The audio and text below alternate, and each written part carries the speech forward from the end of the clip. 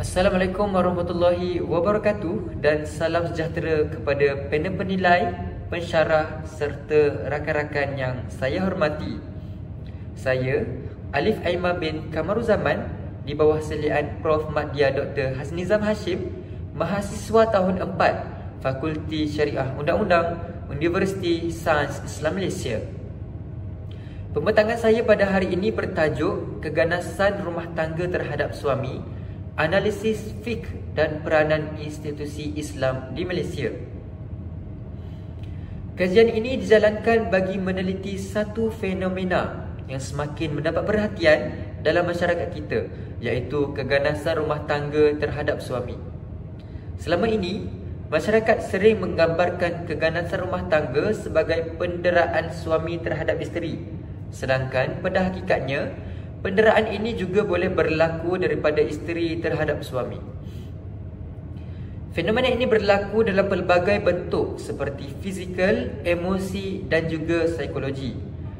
Dalam suasana ekonomi yang mencabar dengan peningkatan kos sara hidup serta tekanan kewangan, tanggungjawab suami sebagai ketua keluarga menjadi semakin berat.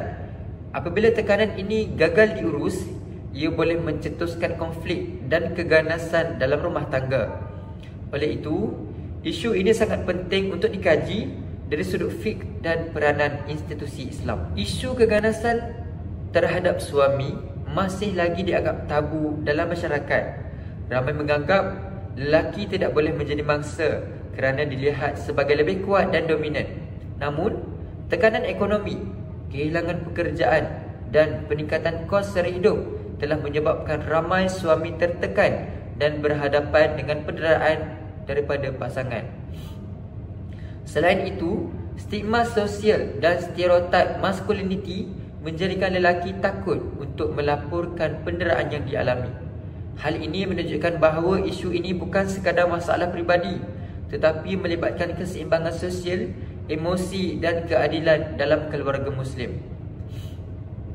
Kajian ini penting kerana ia memberi kesedaran bahawa keganasan rumah tangga boleh menimpa sesiapa sahaja tanpa mengira jantina, dan Islam menuntut agar keadilan ditegakkan untuk semua. Berdasarkan laporan rasmi Polis Diraja Malaysia PDRM, jumlah keganasan rumah tangga melibatkan mangsa lelaki dari tahun 2022 hingga Julai 2025 adalah seperti berikut. Pada tahun 2022, sebanyak 1,778 kes direkodkan.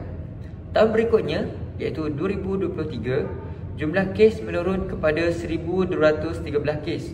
Namun, pada tahun 2024, kes kembali meningkat kepada 1,865 kes dan bagi tempoh hingga Julai 2025, sudah terdapat 1,183 kes yang dilaporkan. Secara purata, sekitar 2,000 kes dilaporkan setiap tahun melibatkan suami sebagai mangsa. Jika dibandingkan dengan lebih kurang 200,000 perkahwinan yang didaftarkan setiap tahun di Malaysia, ia bersamaan dengan 1% daripada jumlah perkahwinan. Walaupun peratusannya kecil, namun angka ini menunjukkan bahawa fenomena ini benar-benar wujud dan perlu diberi perhatian oleh semua pihak, termasuk institusi agama dan masyarakat. Terdapat beberapa faktor utama yang dikenal pasti menyebabkan berlakunya keganasan rumah tangga terhadap suami. Pertama, ialah tekanan kewangan dan kehilangan pekerjaan yang menyebabkan isteri hilang kepercayaan terhadap suami sebagai penyumbang utama ekonomi. Kedua, ialah kenaikan kos sara hidup dan hutang isi rumah yang menimbulkan pertikaian tentang nafkah dan tanggungjawab kewangan. Ketiga, ialah ketidakseimbangan peranan dalam keluarga. Ketidakseimbangan peranan dalam keluarga terjadi apabila isteri menjadi lebih dominan dari segi kewangan dan keputusan rumah tangga. Faktor keempat ialah konflik komunikasi dan emosi, di mana kegagalan mengurus stres serta emosi boleh mencetuskan keganasan. Akhir sekali ialah stigma sosial terhadap lelaki sebagai mangsa, yang mana yang menjadikan ramai suami berdiam diri dan tidak mendapatkan bantuan sewajarnya. Dari sudut fiqh Islam, terdapat beberapa kaedah fiqhiyah yang boleh digunakan untuk membendung gejala ini. Kaedah pertama ialah ad-darar yuzal, yang bermaksud kemudaratan mesti dihapuskan. Ini bermaksud segala bentuk penderaan sama ada fizikal, emosi atau psikologi wajib dihapuskan dan tidak boleh dibiarkan berlaku. Kaedah kedua ialah al-masyaqqah tajlibut taysir, yang bermaksud kesukaran membawa kepada kemudahan.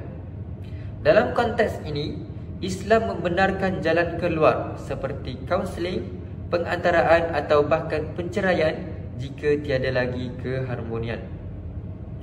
Kaedah ketiga ialah al-adah muhakkamah, iaitu adat diterima pakai selagi tidak bercanggah dengan syarak. Walaupun budaya kita menganggap lelaki mesti kuat dan tidak boleh mengadu, Islam menolak adat yang membawa kepada kezaliman.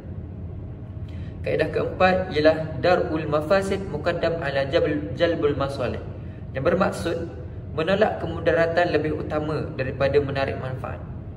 Oleh itu, mencegah keganasan lebih penting daripada mengekalkan perkahwinan yang penuh penderitaan.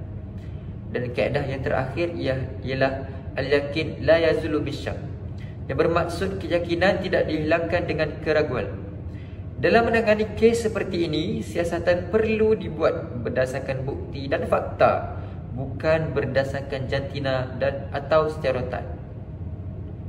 Kesemua kaedah fiqh ini menunjukkan bahawa Islam tidak berat sebelah kepada mana-mana pihak, tetapi menegakkan keadilan untuk melindungi semua individu dalam rumah tangga. Dari sudut maqasid syariah pula, Islam menetapkan 5 objektif utama untuk memelihara kesejahteraan manusia.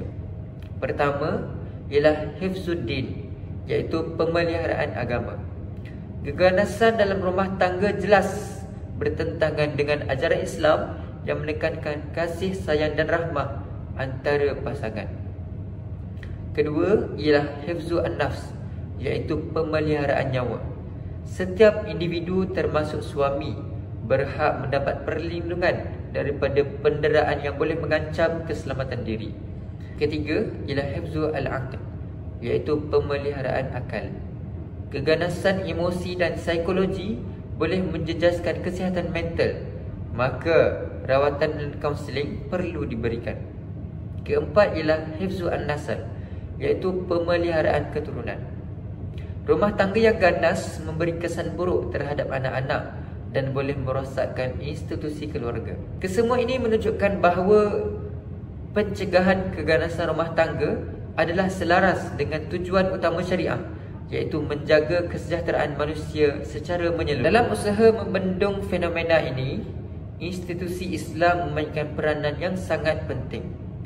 Mahkamah Syariah perlu memperluaskan perlindungan terhadap suami yang menjadi mangsa penderaan, termasuk memberi ruang kepada kaunseling dan pengantaraan.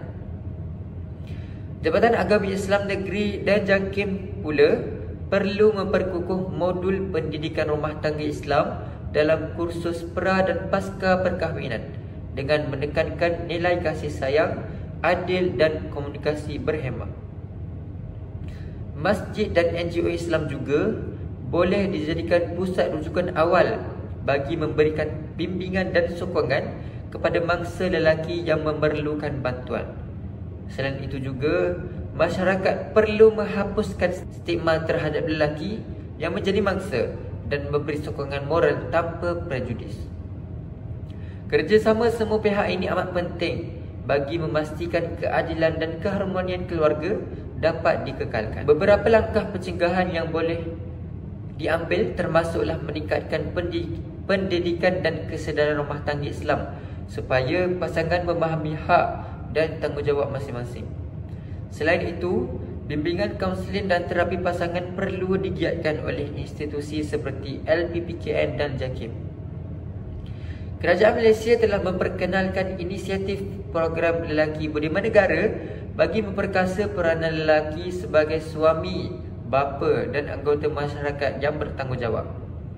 Sokongan komuniti turut penting bagi menggalakkan mangsa tampil membuat laporan tanpa rasa malu.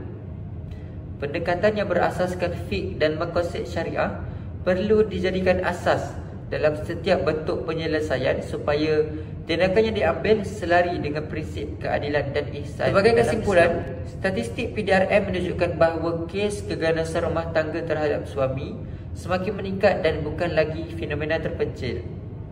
Islam dengan jelas menolak segala bentuk zulm atau kezaliman tanpa mengira jantina. Melalui pendekatan kaedah fiqh dan maqasid syariah, kita dapat memahami bahawa tanggungjawab masyarakat dan institusi Islam ialah untuk mencegah penderaan, memulihkan keharmonian serta menegakkan keadilan dalam rumah tangga.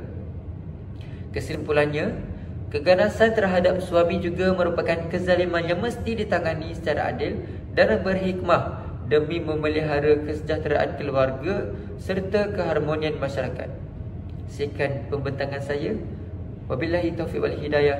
Wassalamualaikum warahmatullahi wabarakatuh.